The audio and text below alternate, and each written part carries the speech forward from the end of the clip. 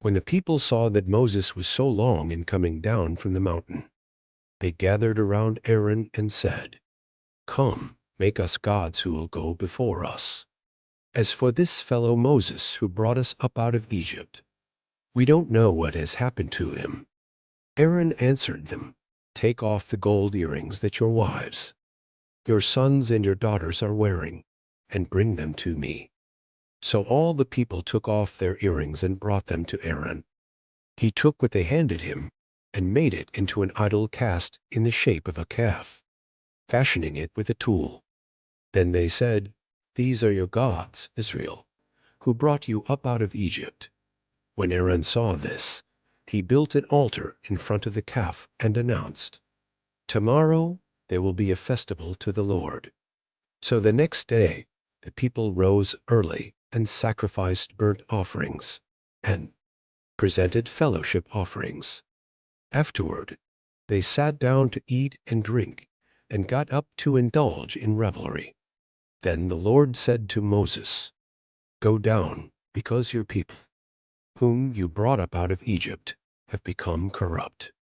They have been quick to turn away from what I commanded them and have made themselves an idol cast in the shape of a calf.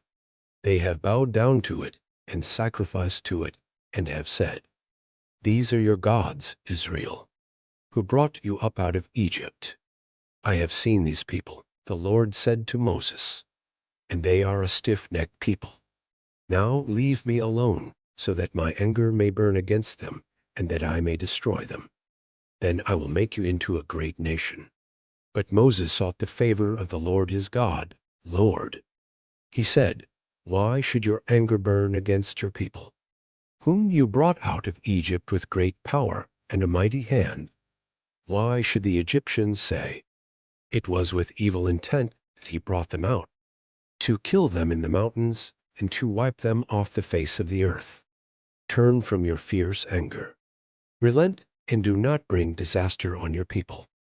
Remember your servants Abraham, Isaac, and Israel, to whom you swore by your own self, 'I will make your descendants as numerous as the stars in the sky, and I will give your descendants all this land I promised them, and it will be their inheritance forever.'" Then the Lord relented and did not bring on his people the disaster he had threatened. Moses turned and went down the mountain with the 2 tablets of the covenant, law in his hands. They were inscribed on both sides, front and back. The tablets were the work of God. The writing was the writing of God, engraved on the tablets. When Joshua heard the noise of the people shouting, he said to Moses, "There is the sound of war in the camp." Moses replied, "It is not the sound of victory. It is not the sound of defeat. It is the sound of singing that I hear." When Moses approached the camp and saw the calf and the dancing, his anger burned, and he threw the tablets out of his hands, breaking them to pieces at the foot of the mountain. And he took the calf the people had made and burned it in the fire. Then he ground it to powder, scattered it on the water, and made the Israelites drink it.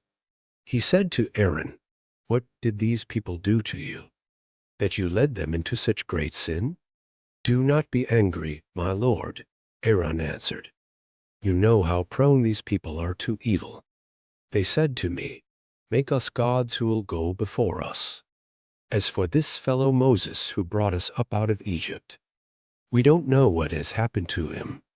So I told them, "Whoever has any gold jewelry, take it off." Then they gave me the gold, and I threw it into the fire, and out came this calf. Moses saw that the people were running wild, and that Aaron had let them get out of control, and so become a laughingstock to their enemies. So he stood at the entrance to the camp and said, "Whoever is for the Lord, come to me." And all the Levites rallied to him. Then he said to them, "This is what the Lord, the God of Israel, says, each man strap a sword to his side. Go back and forth through the camp from one end to the other, each killing his brother and friend and neighbor. The Levites did as Moses commanded, and that day about 3,000 of the people died. Then Moses said, "You have been set apart to the Lord today, for you were against your own sons and brothers, and he has blessed you this day." The next day Moses said to the people, "You have committed a great sin. But now I will go up to the Lord.